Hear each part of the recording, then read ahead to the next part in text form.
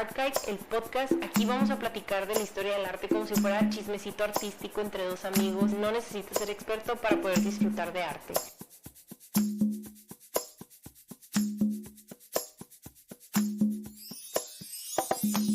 ¿Te imaginas ser la dueña legítima de una obra de arte hecha por uno de los artistas más icónicos y emblemáticos de toda la historia, pero que tu mismo país de origen no quiera regresártela después de que se la hayan robado a tu familia? Un escenario hipotético para nosotros, una realidad para María Altman. Buenos días, tardes, noches, de donde sea que me escuches y bienvenido a otro episodio más de Archive, el podcast. El día de hoy te voy a estar platicando sobre una de las obras más emblemáticas de Gustav Klimt, el retrato de Adele Bloch-Bauer. Pero nada más te aviso, tiene una historia triste, turbia, así que agarra tus Kleenex, tu bebida de preferencia y ponte cómodo. Pausa comercial antes de empezar. Si no conoces o no ubicas bien la obra, te recomiendo que vayas a Google, la busques para que puedas verla y que tengas una idea de lo que vamos a estar platicando. Si tienes otro dispositivo como computadora, iPad, tableta y lo tienes a la mano y puedes estar viendo la obra durante todo el episodio, perfecto. Si no, no importa, con que la veas una o dos veces está bien. Y por cierto, último consejo, cuando la busques, búsquela como el primer retrato de Adele Bloch-Bauer porque existen dos y del que vamos a estar hablando es el primero. Igual no hay pierde porque ambos retratos son súper diferentes, estéticas muy distintas, entonces pues no te vas a confundir, es el dorado, el primer retrato de Adele. Ahora sí, fin del anuncio parroquial y regresamos a lo que venimos. El retrato de Adele Bloch-Bauer. Klimt lo pinta en 1907 cuando está en la cúspide de su periodo dorado. Justo en ese año comienza a pintar El beso y bueno, aprovechando que ya andamos hablando de ambas obras, si las comparamos, yo personalmente encuentro el retrato de Adele mucho más ostentoso y no es para menos. La mujer que Klimt está inmortalizando en el lienzo fue una de las grandes socialites de Viena. Y no nomás eso, también fue una de las mecenas más importantes de Austria. Klimt la pinta casi como un icono bizantino, una diosa a la que uno se le postra a sus pies, una Madonna inmaculada bañada en oro. Pareciera casi como si el artista hubiera estado perdidamente enamorado de ella, porque ningún retrato hecho por Klimt antes o posterior al de Bloch-Bauer está ni cerca de la grandeza de este, es simplemente sublime. De hecho, sí hay rumores que dicen que Gustav y Adele tuvieron sus que veres, pero nada está confirmado. La obra fue más bien hecha para que la admirara otro, el esposo de Adele, Ferdinand Bloch-Bauer, un empresario adinerado que le hace el encargo a Klimt en 1903 y a él le toma 4 años terminar la obra. De hecho, querían que fuera como un regalo de aniversario para los papás de Adele, pero pues eso jamás pasó. En diciembre de ese año, Klimt viaja a Italia y se encuentra con los mosaicos bizantinos, aproximadamente como del siglo VI, del emperador Justiniano y su esposa Teodora, y él queda fascinado. Fue tanta su impresión que describió el mosaico como un esplendor sin precedente. Y claramente él buscó la forma de transmitir ese mismo sentimiento a través del retrato de Adele. Cuando vemos la obra, ni todo el oro del mundo puede lograr que nuestra mirada se aparte de ella. Es su rostro el que resalta en el lienzo, pero si prestas atención te darás cuenta que la posición en la que está Bloch-Bauer es un tanto ambigua, como que no podemos distinguir si está de pie, si está sentada, aunque los bocetos que Klimt hizo la podemos ver sentada mientras las telas de su vestido la cubren casi en su totalidad. Oigan, fun fact, dicen por ahí que el vestido con el que Adele posó fue confeccionado por Emily Floch. No sé si lo estoy pronunciando bien, no soy experta en alemán. Emily fue pareja de Klimt y que además se rumora que es la figura femenina en El beso. Pero bueno, esos ya son chismecitos artísticos. Pero ya que andamos hablando de la vestimenta de Adele, yo te recomendaría que le pongas pausa al podcast y vayas de nuevo a ver la obra. Hazle zoom en el cuello y ve tremenda gargantilla que trae puesta. Este detalle va a ser importantísimo, así que pues deja una nota mental. Pero bueno, en general Bloch-Bauer está llena de joyas, pero es la gargantilla de diamantes la que se roba el protagonismo. A mí la verdad me parece un detalle extraordinario. porque fue un regalo de casamiento por parte de su esposo. Y ahora ve y hazle suma las manos, como que la posición nos resulta un poquito extraña. Se dice por ahí que es porque Adele estaba cubriendo un dedo que tenía chueco y pues le daba un poquito de pena.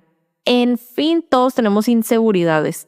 Pero la verdad, seamos honestos, nadie se está fijando en las manos porque todos estamos o hipnotizados por la belleza de Adele o por el oro que la baña completamente.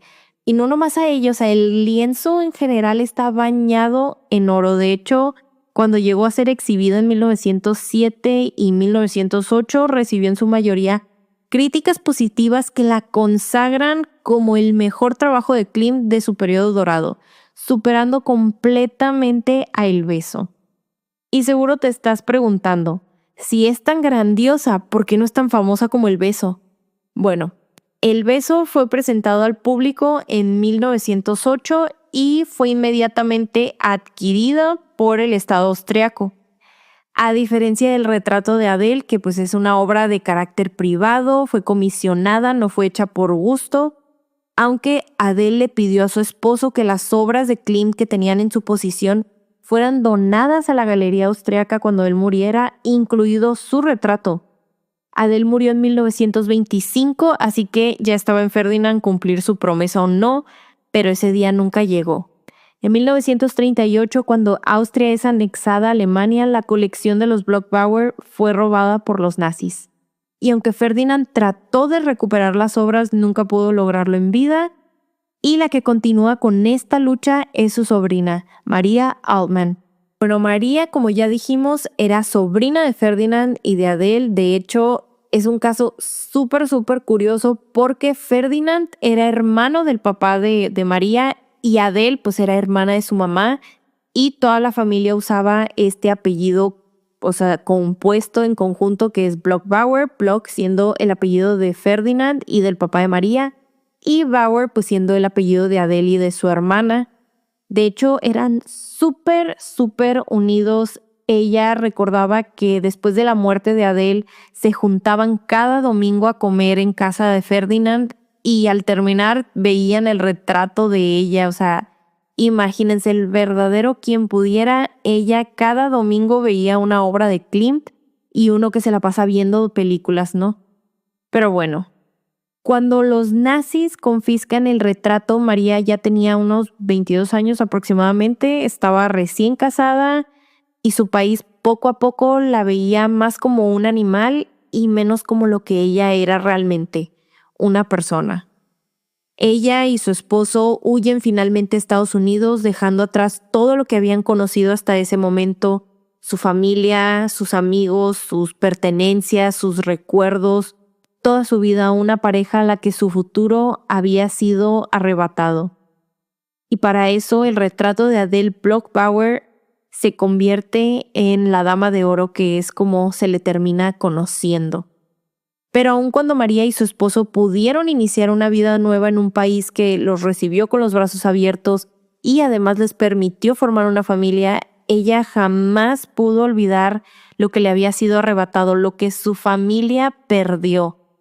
Para cuando ella se entera que las obras son legalmente suyas, incluido el retrato de su tía, ella ya estaba en sus 80, o sea, tenía como unos 82, 83 años aproximadamente, y aún en su avanzada edad, ella emprende una batalla legal súper larga, pero con la intención de recuperar lo que era suyo, lo que le pertenecía por ley. Adele sí le había dejado a su esposo que las obras se donaran cuando él muriera, pero las obras eran de Ferdinand, o sea, legalmente él había pagado por ellas y eran de él, le pertenecían a él, entonces él se las heredó a sus sobrinos.